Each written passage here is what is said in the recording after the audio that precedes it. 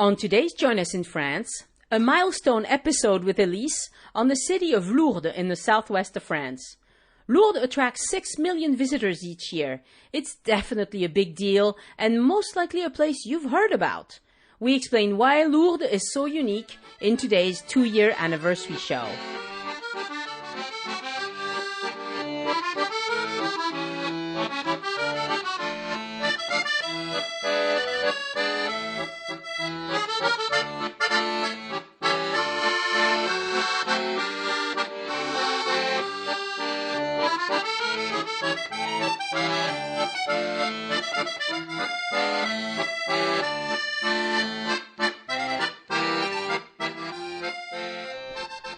A few important updates before the discussion with Elise.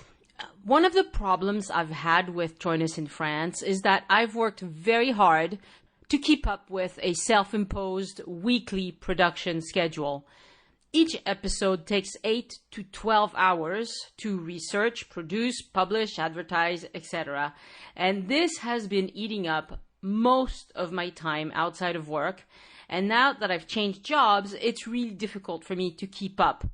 Yet, at the same time, there's been a resurgence of interest.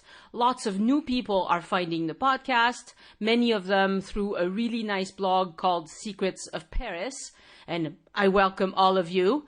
Some through comments on TripAdvisor. A few of you have shared episodes on your own Facebook pages, although not enough in my opinion, to be honest with you, and that part isn't working well, and I really don't know why. But lots of things are working really well. When Elise and I started the podcast 2 years ago, we were lucky to get 5 to 10 listeners per day. By now, it's pretty common to get 1,500 or more in a single day.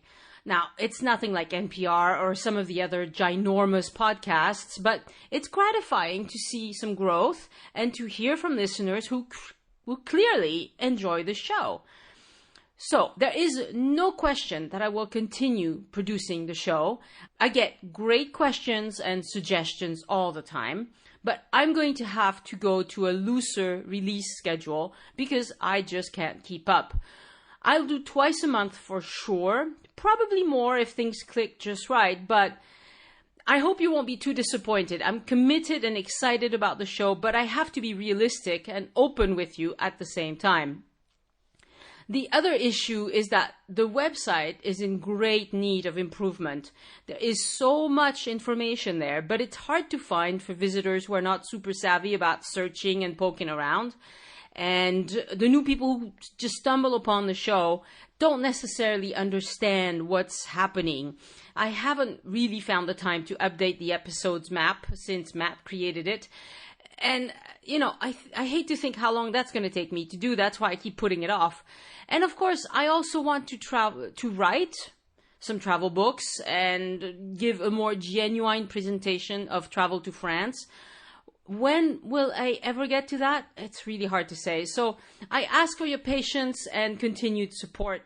Every time I get a positive comment, a donation, anytime that I see you've shared the show, it pushes me along to make the time, that's really what it is at this point.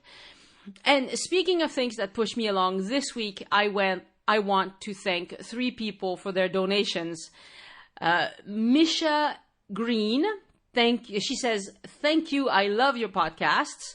Susan Newby and Michael Douglas, love the name.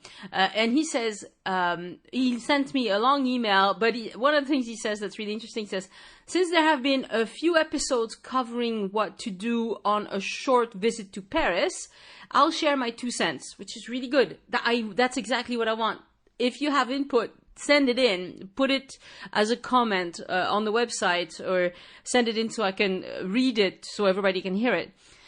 While shopping and dining on the Champs-Élysées is not necessarily all that people imagine it to be, I still find it exciting, even after 20 plus years, to exit at the metro by Arc de Triomphe, Étoile, and walk the length of the Champs-Élysées down to Place de la Concorde, and then through the Tuileries to the courtyard or the Louvre. Paris is such a compact city, But you can cover a lot of ground in that one straight walk. And since it's downhill, which it is, from Étoile to the Tuileries, it's not a difficult walk for those with typical mobility. Now, for those feeling adventurous, he says he sometimes is, the walk can then continue into Ile de la Cité and Notre Dame, allowing one to see so many Parisian landmarks in 1 3 to 4 hour walk. Yes, absolutely. That is one of the things that people like about Paris, and I've never done it. So maybe I should try it, and then I should report back on whether or not it's as exciting as it is for Michael. Thank you for your support, everybody, and on with the show. This is Join Us in France, episode 100. We are centenaires today. Centenarians. God. The old ladies just got older. Oh, God, did we ever. Hello, I'm Annie. And I'm Elise. Yeah, my voice isn't quite back. But and Join Us in France is a show about all things French. And today we are talking about Lourdes. Lourdes. The beautiful, well, I don't know if I can say it's as beautiful as many other places in France, but it's got its charm. Oh, it certainly does. It really does. And it's an interesting place to visit, so we'll get to that in a minute. But first, you have to tell us, what have you been up to? What have I been up to? Boy, not much. My life is really dull these days. Dull? Yeah, I don't know. I've got the winter doldrums. That's true. That happens. I've been going to the movies. Oh, good. Trying to catch up on American movies that are being nominated for the Oscars, which is a very un-French thing to do, I suppose. Well, no. Well, maybe some French people get into that. I don't know. I don't know. But we're lucky enough that actually we live in a town that has a lot of really good cinema. Yeah. So there's just a huge choice of things to see, and it really, you'd have to go all the time actually to keep up with it, which is unfortunately not what I'm able to do. Otherwise I might. But otherwise, really, going to the sales a little bit. Oh dear, that's one of those things that happens in January. Yes, the January sales are a big thing in France. Right. Yes, the official regulated 6-week sales. Yes, which maybe we should explain a little bit about this. Yeah. It's kind of, I don't know, it's a silly French thing. They decided, French people like to overcomplicate everything, I think. Or it's more like they like to make rules about everything.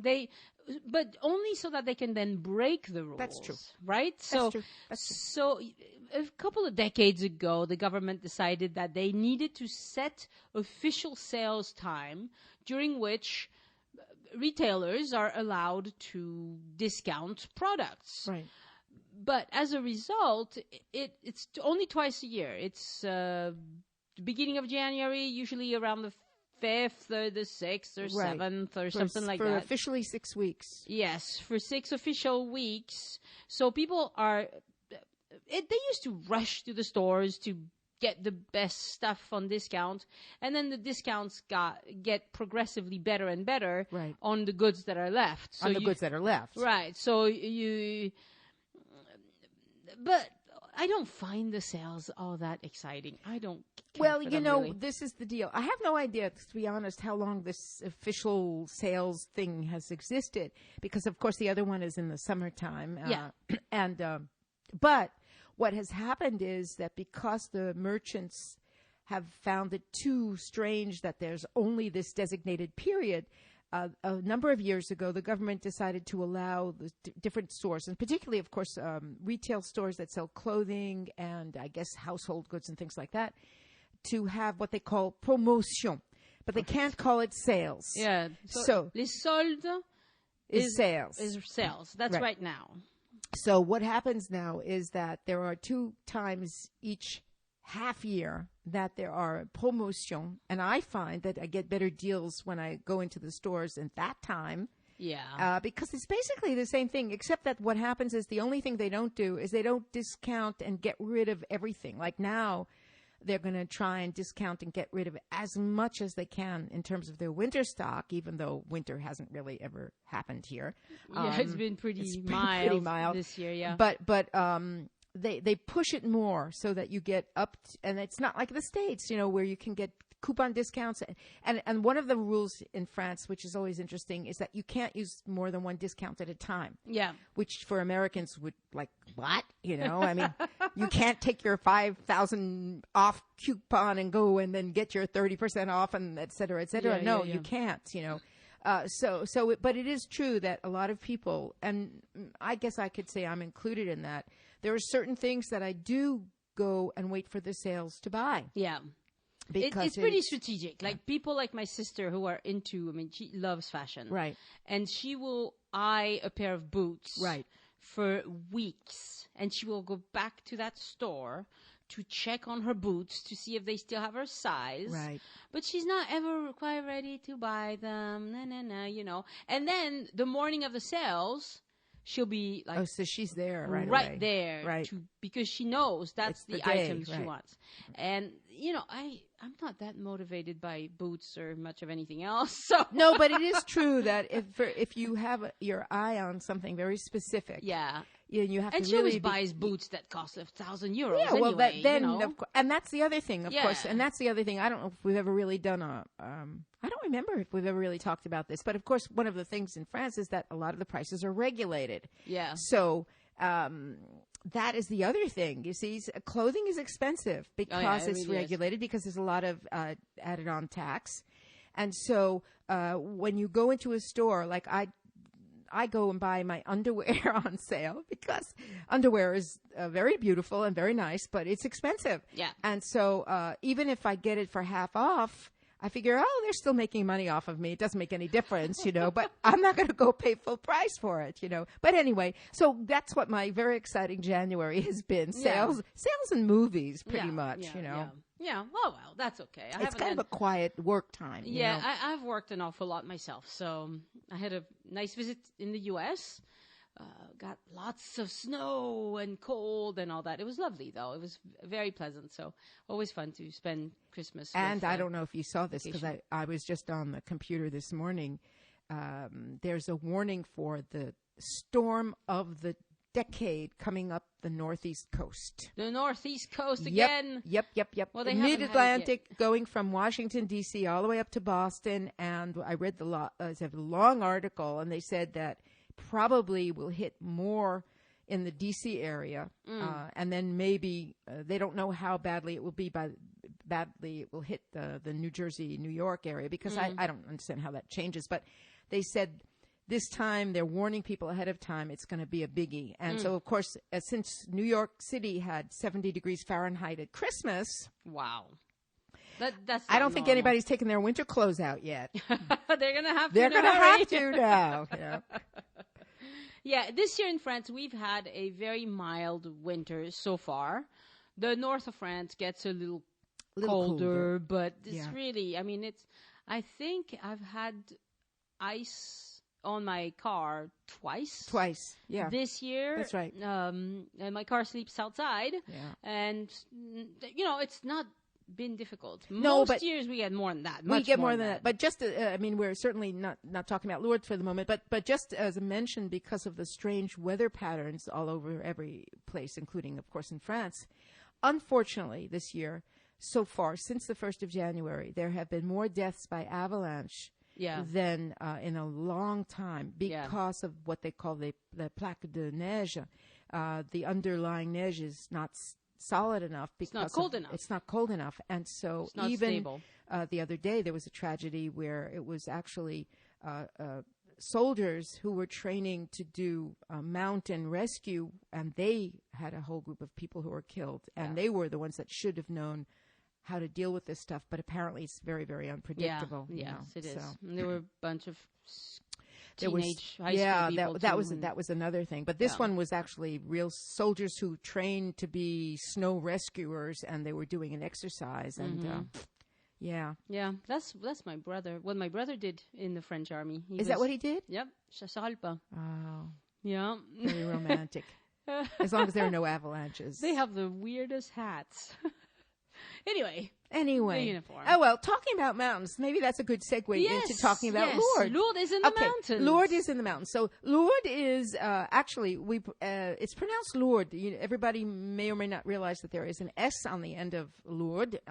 In Occitan, it is Lourdes. Yeah. Which means that, of course, in Occitan, they do pronounce the final S's, which they don't in French. Right. In Occitan, you pronounce all the letters. You pronounce all the letters, much much like in Spanish, right? Yeah. And it is actually, as you mentioned, it is actually a neat place in the sense that it's situated not in the valley, but actually in the, what would we call it, the beginning of the Pyrenees. So the altitude, I was checking just to make sure because I've been there many times, and there's a big difference between the part down below, which is where the famous religious sanctuary is, which is along the river valley. Yeah. And then the town, the oldest part of the town, which is very high up on a hill. And so it really goes from, in metric, from about 300 to 900 meters, which turns out to be from 1,200 feet to over 3,000 feet. In the same city. In the same city, right. So it's actually... It's very hilly. Everybody has heard of Lourdes, I guess, if you live in the Western world, because of its connotation and association with the Catholic religion and the Catholic Church. Yes. Because it is the site of a very, very famous and very important pilgrimage. Yes. And I'll talk a little bit about... Bernadette, because everybody, I think, does know that it was associated with a young lady who had visions there. And it is still a very, very important pilgrimage site. And I in doing some of the research, it's considered one of the 5 most important pilgrimage sites for the Roman Catholic Church. Wow. It does, I mean, you get that feeling when you go there, because it doesn't matter what day you go, there are pilgrims all the time. There are pilgrims all the time, although there actually is a season, for the major pilgrimages. But of course it is. And just in terms of the phenomenon of Lourdes, which I guess is really a lot of what the whole thing is about, in a sense, I don't know if you know this, but it is the city after Paris that has the most hotel rooms in France. Oh, I'm not surprised. It is actually considered to be what they call the second hotel night place in all of France, because it actually hosts over 5 million people a year. Yes, it's huge. It's huge, and it's the 3rd most visited place in France. Wow. It really is. Third most visited place. That's unbelievable. Yeah. Wow. Yeah. I mean, it shouldn't surprise me, because I've been on many occasions. Right. And I've always seen lots and lots of people. So, right. Yeah. If you go in the winter, I think if you went now, the weather, January. It's actually a nice time to go, because the air is very clear, and since it's at least about 1,000-foot altitude, it's really a lovely climate, actually. I mean, especially if you go to the higher part, up where it's a bit wet, the old city, but it's wet. And last year, now I'm going to get confused. I don't remember if it was this past spring of 2015 or 2014, but when there were the torrential rains and floods, the lower part, the sanctuary part, also got flooded. It was in 2014. It was 14. And I know this because I was there one of the days that it flooded, because my daughter had a basketball game against the team, the local Lourdes team. Right. And they actually canceled the game. The girls were warming up, and the refs called everybody and said, game is canceled. Everybody has to evacuate because the sanctuary is flooded. We're trying to get the pilgrims away from the water. I mean, it was a huge mess. Right, because of course the railroad tracks are down below, so that was the thing, And the place where most of the pilgrims go is the lower part. It's the lower city. part. Yeah, right. It's what they call the sanctuary. Yeah. So let's do a little bit of background. Just so people know, Lourdes is so important as a tourist attraction, and I'm talking from a secular point of view. We're not going to talk about it specifically just as a religious attraction, but as a tourist attraction, because lots and lots of people go there just to see what it is. Sure. It has direct TGV trains, the bullet trains, from Bordeaux, from Paris, and from Toulouse. You can get there by air, you can get there by train, you can get there by bus, you can get there, of course, by car. From Toulouse, where we are, it's just about a 2-hour drive. Yep. If you go, it's south and then slightly southwest, and it's in a region that's called the Bigorre. Yes.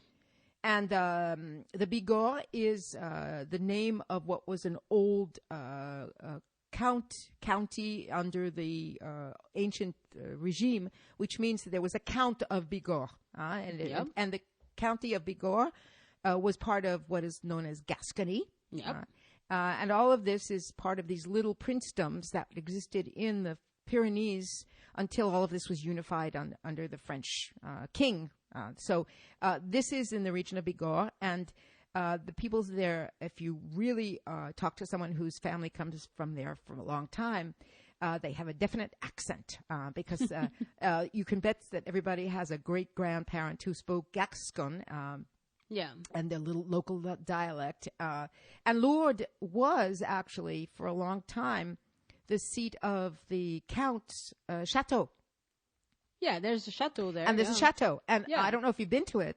No, I haven't been inside. I've seen it, but I haven't been inside. It's actually what I love the most in Lourdes. It seems to be a very popular attraction. It's wonderful. And it's, of course, as all of these things were starting in the Middle Ages, because it dates back to the 1100s, it's all the way up on top of the hill on the rocky pinnacle. Right. And it is now... Do you have to walk all the way up, or can you drive can closer? drive to a point where there's a parking lot, and then I think it's just a short little walk. Okay, so it's not a difficult... It's no, not no, like no. the castle at Foix.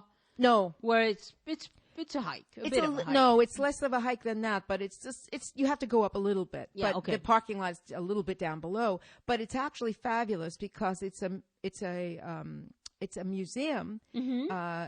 First of all, the view is spectacular. Yes. Absolutely spectacular. Yeah, the view is bright. I mean, it's got to be because it's... You see the whole sanctuary. You see the river. You see the mountains behind you, which, of course, go up to over 10,000 feet. Yeah. And it's also, but it's an ethnological and artistic museum. So it has the history of the Counts of Bigorre. It has a little bit of prehistory objects. It has things connected to the phenomenon of Bernadette and Lourdes, and it's really a great, great museum. Mm-hmm. It looks like it's a very traditional, older style French museum, though. It's got like quaint little dressed up dolls. Oh, in one room, but only in one room. Oh, just that one room. It's really got a variety of things, you see, because it covers the history from prehistory times all the way up through modern times. That's good.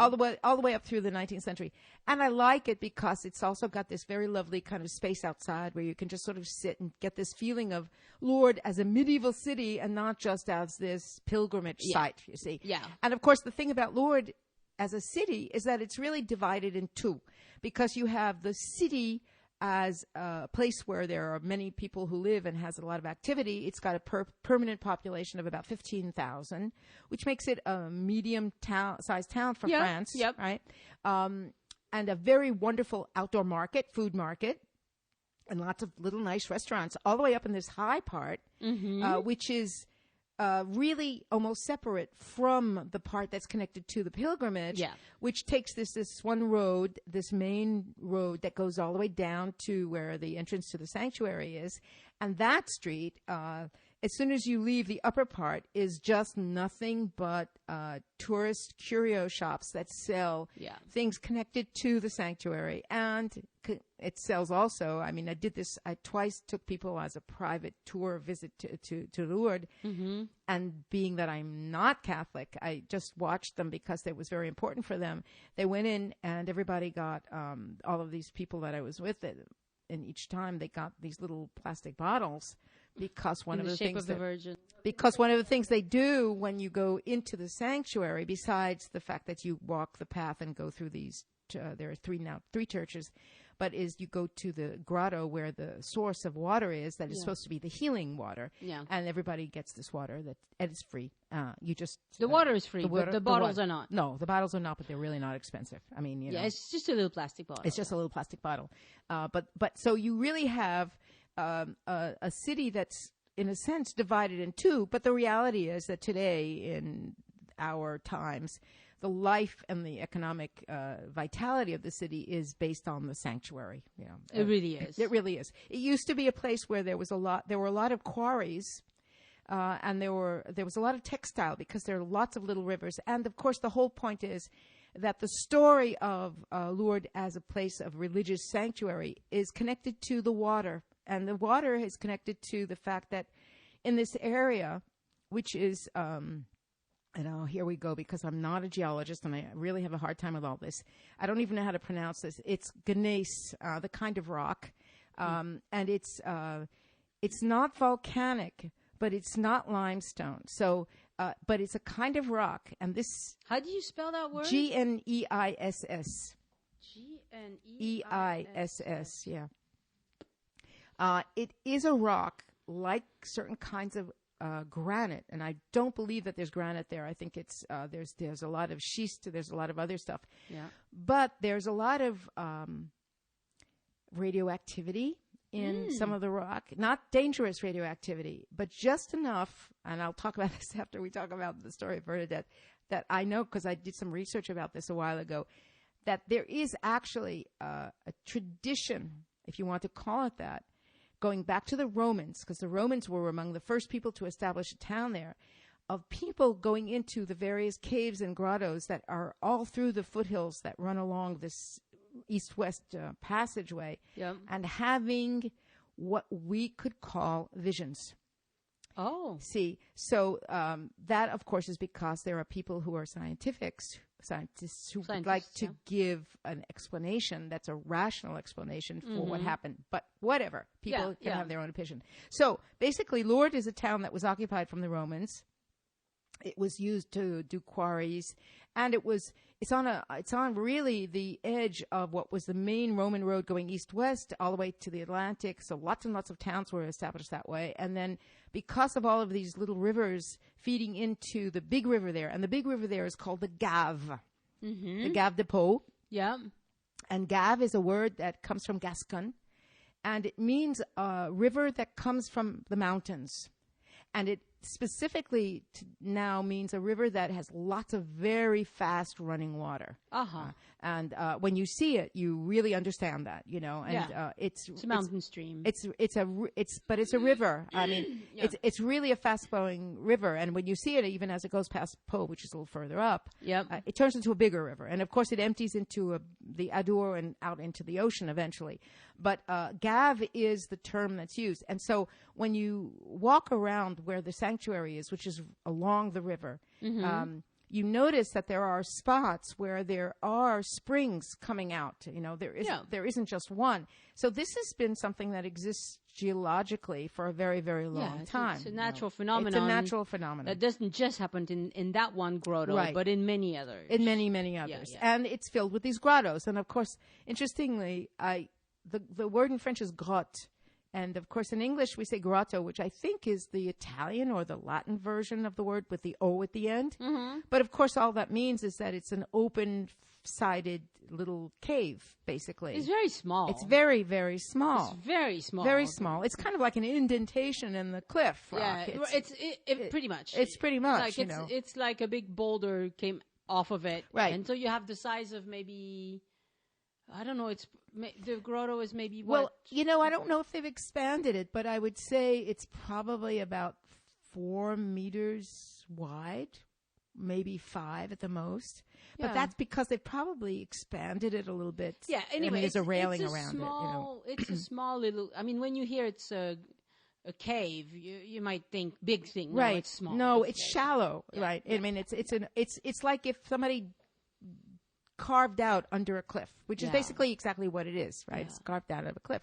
So, obviously, the story of Lourdes is very interesting. I find it interesting, the story of the young lady Bernadette. Bernadette Soubirous, that was her name. She was 12 years old in 1858. Okay. So we're talking not that long ago. Not that long ago. No, we're talking about, obviously, just about 150 years ago. And her family, which was a family that was from Lourdes and from the region, probably going back forever and ever, had become destitute. I don't know if when you went there you noticed, but you can go to see the cachot where her family lived. It's just horrifying. Her family, for various reasons, I don't know why, because extended members of the family were not that poor. her particular family, which included a huge number of children, was absolutely destitute. And when she was 12 years old, at the time that this happened, her family lived in what was literally one room that was a room that was also like a grotto carved out of the rock face, halfway down from just about halfway between the higher uptown and the sanctuary. Okay. And it was horrible. I mean, they were really literally totally destitute. Because there's a little house you can visit now, but it's called La Maison Natale Bernadette. Yeah, but what they did was they faced it. They built something around it because it was like a troglodyte house. Okay. So it was like it was a little house, but backed into the cliff. Yeah, okay. And so she had never been to school. Mm-hmm. She had no schooling whatsoever. And one day she went with her sister and somebody else to gather wood for making a fire. Mm-hmm. And, of course, as most people were at the time, especially the poor people, she was very religious. Yeah. She'd been brought up to be very religious. And there were already some very, very important religious Roman Catholic sanctuaries in Lourdes and nearby, little churches and everything.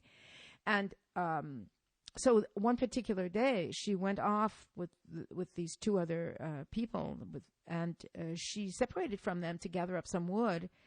And as she turned around at this place, which is now, of course, where the pilgrims go, she had a vision. Okay. And this vision was of a beautiful young woman, basically with flowers on her feet, dressed in white, with blue, kind of like a blue, like a banderole almost, across her. Yeah. And this vision... And that's how they portray the Virgin Mary. That's how they portray the Virgin Mary. But without the flowers, interestingly enough. Apparently the flowers was something, she described it. And so what happened was, in the space of a few months, she told people that she'd had this vision. And of course, the first thing that they all said was, what's the matter with you? There's a problem here. But what happened was, interestingly enough, and because I had done already a lot of research on her. There are photographs of her, which is also very interesting because it was in recent enough past that there really are photos of this woman. She said, no, this is not something I'm making up. But then when she had gone back to this space, she went back to this space quite a few times. In all, in the space of a few months, she had 18 of these visions. Wow.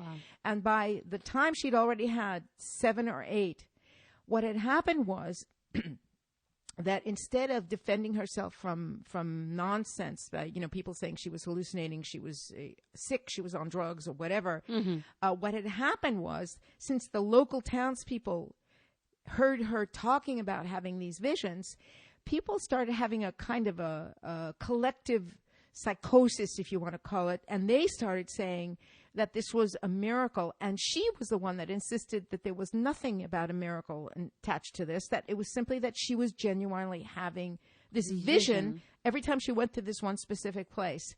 And then what happened was the local priest started worrying because there were people, the word spread to these other local towns. Yeah.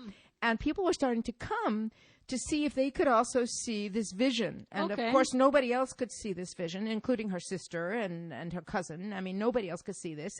And so, interestingly enough, we're basically in a period of time when there was the restoration of, it was under Napoleon III. So we've gone through periods of the revolution, of a very secular kind of attitude towards religion, the restoration of the monarchy, and then another republic, and then Napoleon III.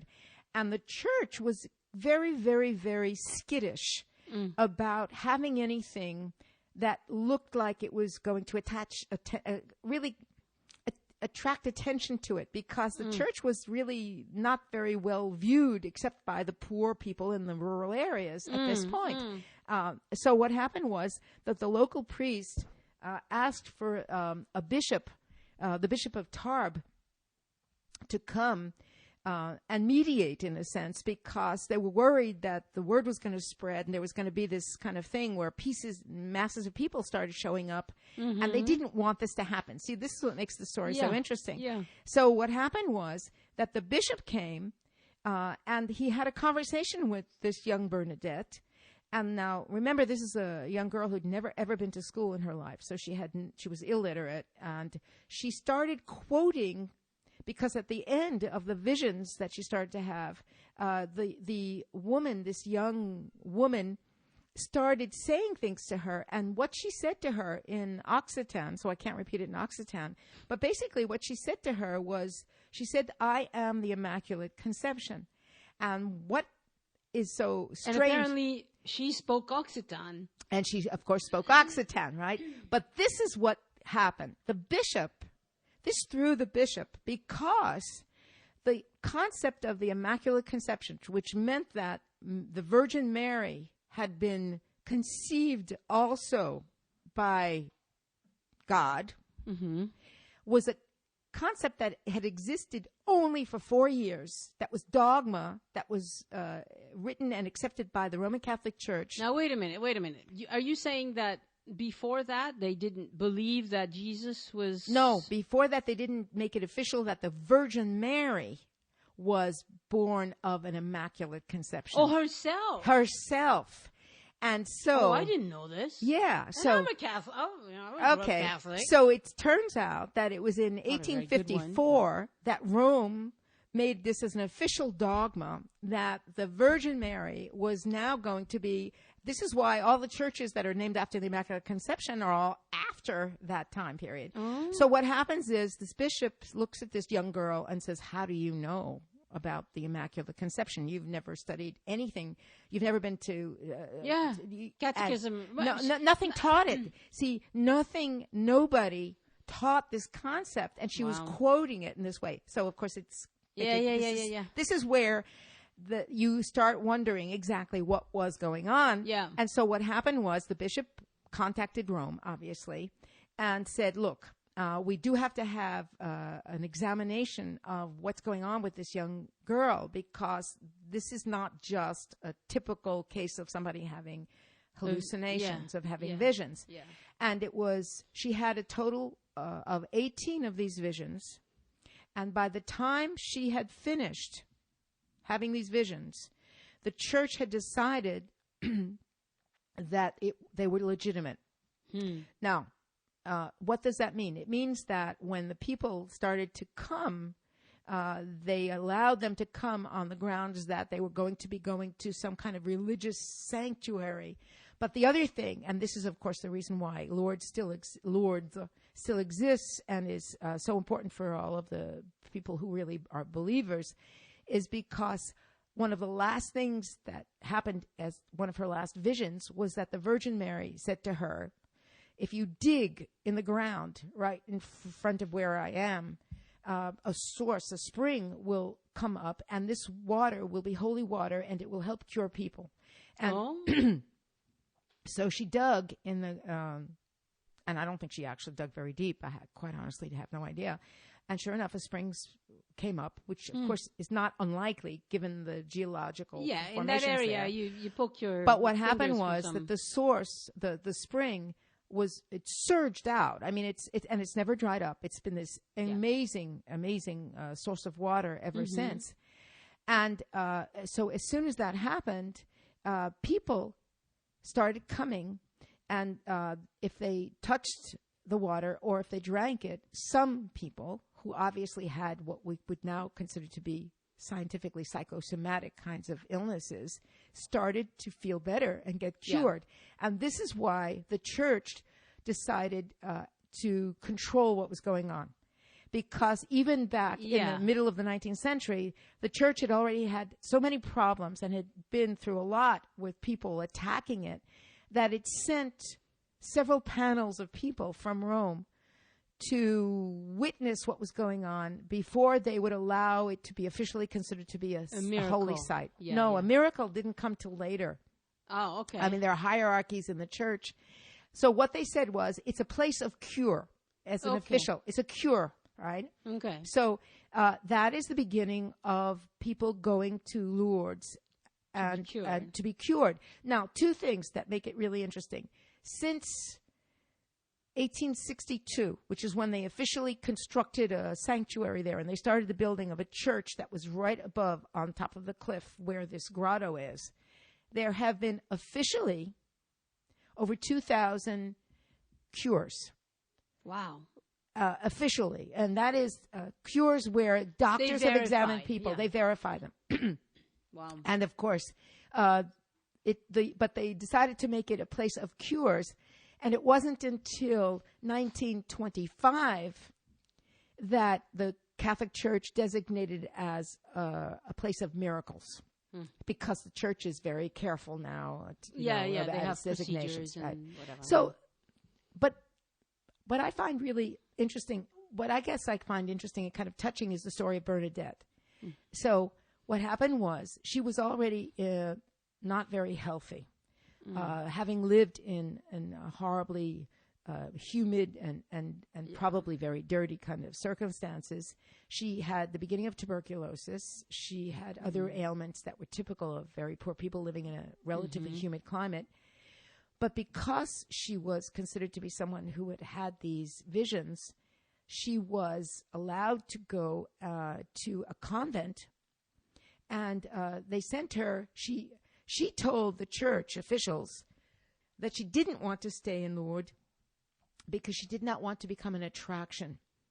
She didn't want to be one of these people where people would come up to her and want to see her, want to touch her and everything else. Yeah. So they sent her to a convent in Nevers, which is in the Massif Central. Yeah, it's further away. Really in the center of France. Yeah. And she spent the rest of her life. She went there at the age of 14. And she spent the rest of her life in this convent and did learn to read and write. Did a lot of good works. Was apparently very, very interesting. And unfortunately for her, died at the age of 35. Oh, wow. From TB. She had bone TB, which is horrible. It's actually an extremely, extremely painful kind of TB. But I find it very interesting that, number one, she protested that anything was special about her, and that she wanted to leave this, what became kind of a media circus for a while, and go somewhere else, and of course spent her life being a devout Catholic and then dying very young. Yeah. But it was, in fact, the descendants of her family who managed to take advantage of this and eventually become fairly prosperous. I see. So later they developed it. So a couple of members of this family, there are a couple of hotels that were owned by the Superus family and things like that. Because, of course, what happened was starting in the 1860s, masses of people came. And the other thing that makes this kind of interesting from the historical folklore kind of way is that Napoleon III's wife was a woman named Eugenia. Yep. She was Spanish, and she was an extremely devout Catholic. She was also a fashion leader, but she was a combination that was very interesting at the time because she was the one responsible for having Garnier do the Opera House in Paris and all of that. Oh, well. She was a patron of the arts. But when she heard about the miracles or the cures in Lourdes, she took her entourage and she took the train down to Lourdes to go to the cure and pray there. And it was thanks to her that really masses and masses and masses of people started going on the pilgrimages. And, of course, that was in the 1860s, and it literally hasn't stopped ever since. Yeah. I grew up Catholic in a I wouldn't say my mother was extremely devoted, I guess you could say, and especially as a teenager and as a young adult. And I remember going to Lourdes just because something good had happened to my parents, and they wanted to go be thankful. To be thankful. And I remember being in the big esplanade in front of the church for special events. I don't remember what the special event was. And I just... there were so many people wanting to go and get into the mass that you couldn't even get in. they put speakers, Right. so you could hear On the outside. but it was like packed. It was packed. Yeah. Well, the first church was constructed starting in the 1860s, which was directly above the grotto. And then they built a second church. They're both basilicas, which means that they're not cathedrals. They're basilicas, which is a category that's kind of a special category. Yeah. So there are two churches, literally one on top of the other, physically on top of the other. The second one was built in the 1890s and then rebuilt in the beginning of the 20th century. And now there's a third one that is an underground church that is all made out of reinforced concrete in a very modernistic style that was added in the middle of the 20th century. And so what happens is if you enter by the official open gateways that enters into the sanctuary. Now, the sanctuary means all of this land belongs to the Roman Catholic Church. Right. And I'm not sure exactly how many acres it is, but it's all of the land that leads up to and surrounds the grotto, and it is right along the river, the Gave de Pau. So it's a huge place. It's actually quite beautiful, and there's a big woods with a walk through it up above. It's actually gorgeous. Yeah. I mean, the whole area is really beautiful. If you go on a sunny day, it's very nice. In the autumn, it's absolutely gorgeous. Yeah. I mean, it's just in that part of the Pyrenees that's just totally beautiful. And so you have this huge esplanade, and if you take the huge walkway, you will eventually get to these two churches that are built one on top of the other. That some of the decoration inside is actually quite beautiful to see because it's late 19th century with gorgeous stained glass windows. Yeah. But what you can miss is that there is an entranceway right in the middle of the esplanade now that takes you into the underground church. And the underground church, now I should have checked my numbers, but if I remember correctly, I think it holds 12,000 people. Wow. I mean, it's huge. It's like a stadium. And it's all concrete, very modernistic. And it's because they have all these people. Yeah. Yeah, I don't remember going into that. Yeah. But the last time I've been to Lourdes was with a friend, probably 5 years ago or something like that. She just wanted to see it. She's not Catholic, but she wasn't a pilgrim, but she wanted to see it. And all I remember is that I brought my dog and they wouldn't let me in with my dog, which is very rare in France. So don't take a dog. So in the whole sanctuary, you cannot go with the dog. Anywhere that belongs to the church, no dogs. Now, of course, the thing about Lourdes is that in the summertime, they have special trains that are just to take pilgrims to Lourdes. Yep. And there are several times a year, particularly in August, when they have trains, large numbers of people from Italy and from Spain and from South America now who go there. And, of course, there are also people who are sick because there is still... since there have been cures, there are many people who come literally bedridden. There's a huge hospital service in Lourdes that is designed specifically to take care of these people, and it's become very sophisticated. So there's actually an enormous medical center connected to the sanctuary. It's been for a long time because we have a good friend who's 10 years younger than us, so she's 40. And she was a volunteer as a youth to help take pilgrims through the various steps that they do, which I don't really know what it is. But when you go, you will see chains of people, and the volunteers wear this white. They wear a white uniform. And they push people in wheelchairs or beds or accompany people anywhere they need to be accompanied to participate in the event. And sometimes at times it's like hundreds of them in a row. It's a very strange sight to see this, but it's part of the pilgrimage. It's part of the pilgrimage, and this is not a place like there are a couple of others that are sanctuaries or places where you're supposed to either walk on your knees or something like that. Here, it's not like that at all. I was there once in the summertime when there was one of the massive pilgrimages with a lot of sick people. And when you arrive and you are not officially a pilgrim, on a day like that, they will not let you get up to the grotto. They will. Yes. It's reserved for people who are there for very specific purposes. Or there are you know. limited hours in Yeah. the day where you can see the grotto, and then they close it down for the pilgrims. And it is a very I don't even know what word to use, a strange, moving in a way phenomenon, in the sense that these are people who very often it's their last resort. It's medical science has said there's nothing that can be done. And so given that there have been a couple of thousand real cures, the last one in 2013. Wow. Officially. There is always a chance, I guess, that people feel that this is, you never know. There could be a miracle. Yeah. So, of course, it is very different when you go, as I have gone other times, with just people who go, and even if you are Catholic, you go and you take some of the holy water and you put it on yourself, or you take a drink of it, and you pray in front of the grotto. That's one thing. But when you see these masses of people who come there with this hope, it is a very strange phenomenon. And it's very moving.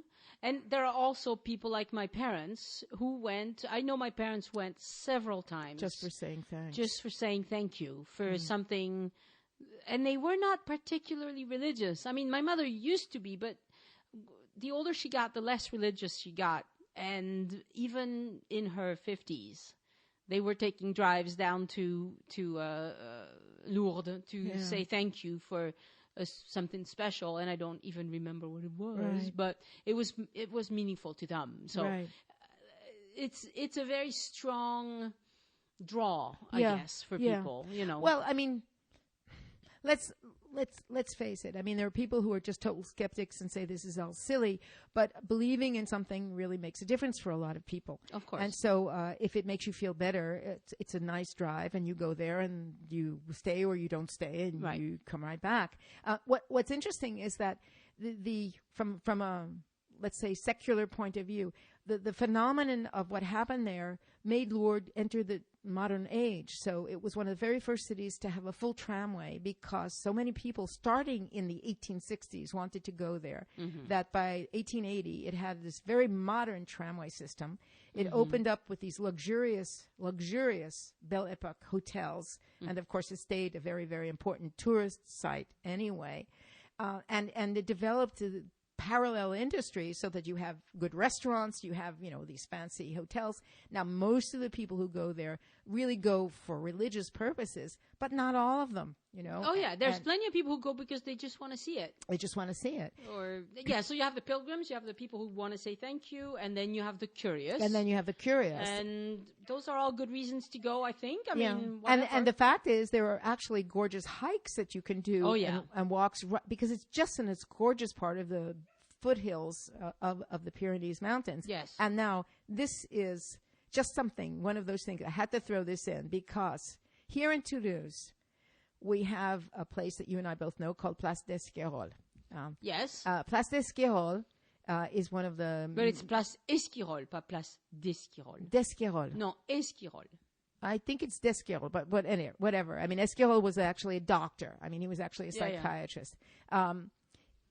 It's in the heart of the old part of the city. Yeah. It's on a street called Rue de Metz, which was cut through in 1868. Right. And when it was cut through, one of the things that was demolished, that was right there where we now have the Esquirol's metro station, was the old grain market. And the old grain market was a market that had existed starting in the Middle Ages, and it was constructed of massive pieces of stone and then beautiful carpentry with massive pillars and wood. La Allograin. Not the Allograin. That's the one that's up further. That was a new one that was built afterwards. Okay. This is the old medieval one that no longer exists. Okay. There's no... For some reason, maybe if I go to the archives, I'll find a photo, but otherwise, basically, there's nothing left of it. Okay. But what they did was they dismantled it. Rather than destroying it, in the sense that they didn't chop up the wood, they simply dismantled this. It had been there from the 1200s on. It was the major wheat grain market in Toulouse. It was bought by the city of Lourdes. Oh. And the covered market that is up in the high part of town in Lourdes is the old market, the old grain market that was in Toulouse in the 1860s. Oh, wow. And they literally took the whole thing, the sections of wood, And the grain drove it down to Lourdes. and they took it down to Lourdes and reconstructed it. And so that if you go to Lourdes and you go to the higher town part, which is where all of the nice restaurants are and everything else, and they have this really great outdoor market. Yeah. The actual covered market there is originally from Toulouse. From Toulouse. That's interesting. Isn't that weird? It's weird. I mean, I don't know what happened to their covered market. I don't know if it was destroyed by a fire, if they had to have had a market there before. Yeah, they had to have something. So for whatever reason, that market either didn't exist or maybe it wasn't big enough. It was an upgrade. It was an upgrade. From Toulouse, because it was from Toulouse. So if you go there, of course, I don't even know if there's any kind of plaque that says, this was originally the grain market from Toulouse. Yeah. But it is kind of amazing. At least they recycled it, So if you go to Lourdes, and obviously if you're going as a pilgrim, then you'll have a whole schedule and you'll have all sorts of things to do. But if you're not going as a pilgrim, there are a few other things. I think it's worth staying maybe one night to see the whole thing. There's the Chateau Fort that you mentioned, right, where the views are what strikes most people as fabulous. It also has some literature in different languages, so which is good. You don't always see that, so that's good to know. You can go and get one of the little booklets and visit, and it's a self-guided kind of thing. You also have this Pic du Gers, which is nearby, and it's funicular. Mm-hmm. Right. So you can go. Lourdes has a little tourist train. Yep. And so if you go to the tourist train, one of the stops is at the bottom. If you take that, one of the stops is at the bottom of the funicular. The funicular is not open all the time, but if you go at a time where it's high tourist season, it'll probably be open, and it'll just take you all the way up the top of this mountain, and it's supposed to be absolutely stunning views from up there. It's like 11 euros and a little cheaper for kids or something like that. So, and there's also a city bus that will take you to the funicular and stuff. So they have a lot of transportation there. It's actually fairly easy to get there. Yeah, and so that would be I've never done it, but next time I'm in the area, I think I will do that because that sounds really good to me. You also have this Maison Natale Bernadette that you can visit, but I haven't been. Well, the circuit, I mean, at the tourist office, they do give you that brochure, and it gives you various stops along the way, knowing that, people should know that except for where the sanctuary is, which is, of course, very flat because it's right near the river, the rest of Lourdes is very hilly. Yeah. It is very, very hilly. So it's wherever you stay, you walk down to the sanctuary, and then you go up, So there are buses if you're not up to doing that kind of walking back and forth and stuff like that. But because the rest of it is, of course, not flat. It's just the sanctuary. Anyway, it's an interesting place. It really holds a lot of history, pretty recent history. Yeah. Because before Bernadette, it was a minor French it turned town. into just a minor, town in the foothills of the Pyrenees because it had lost its glory, which obviously had been a long, long time ago. Yeah. And of course, the other thing is that there's competition from the two towns or cities nearby, one being Tarbes and the other being Pau, that are much more important in terms of number of people and industrial activity. It lost its luster, if you want, as an important place, and then it got put on the map by this. Right, because as far as visits are concerned, Pau is definitely worth a visit. Yeah. Tarbes, maybe not. Tarbes, only if you like horses a lot. Because it's got a lot of the aha. And it's known for being one of the centers of breeding horses. Yes. Breeding racehorses. Okay, I didn't realize that. Yeah. I've been there for basketball again. Otherwise, no, it's not a particularly pretty city. But we should talk about Pau another time. Some other time, yeah. Yeah, Pau and Henry IV. Yes, yeah. But I mean, if you're just gonna be in the area and you're wondering what else you can see around there, I think you can Pau go is to good. Bagnères de Bigorre. You can Bagnères de actually. Bigorre You is can also go, cool. the thing is that it's the beginning of the Pyrenees, and it's if you have a car, which is probably the easiest way to go because then you really are free to go off on little side trips. Although parking in Lourdes is not easy. It's not easy. Yeah. But it's a beautiful area to just visit and go off for little side trips and take hikes and things like that. Oh yeah, it's a great hiking place. It's a great hiking place. Really good for that. So, but it is a beautiful place to see, and it is very interesting because I don't think. Maybe I would say most people have not been to a place that has that kind of religious significance. And apparently, according to the Catholic Church, after Rome and Jerusalem, it is considered to be one of the most important places to visit. Wow. Well, yeah, it makes sense to me because so much has happened and so much recent history has happened there. So yeah, I can totally see that. And you can see it by the number of people that go, so. And it really is a preserved town in the sense that it's far enough away from everything that, as far as I know, it was not touched by events like World War II or things like that. Not really, no. Not at all. No. Well, at least we've done it again. We've done it again. Thank you so much. You've been sticking with me you haven't been here for all 100 episodes, but you have been very, very generous with your time. Thank you so much. Oh, you are quite welcome, because Annie. It's great to hear all this background research that you do and all that, so you're awesome. Oh, you are I too, know Annie. I don't say it often enough. No, You're you don't awesome. say it often enough. Say it again. Say it again. Awesome. Oh, and happy New Year, everybody. Oh, that's right. Yes. It We is a New now Year. And in France, we do wish New yeah. Year all Okay. of January. So in January, that's the French thing. It's like you can only say Happy New Year until January 31st. And then you can't say it anymore? That's right. You can't say it anymore. Oh, okay. The cat just climbed onto the table. So she's saying happy anniversary Yes. to me. Happy New Year to me. My cat loves Elise. She always comes and hangs around Elise when we're here. Drink my coffee. I put the dogs away, and you might have heard them bark a little bit, but yeah.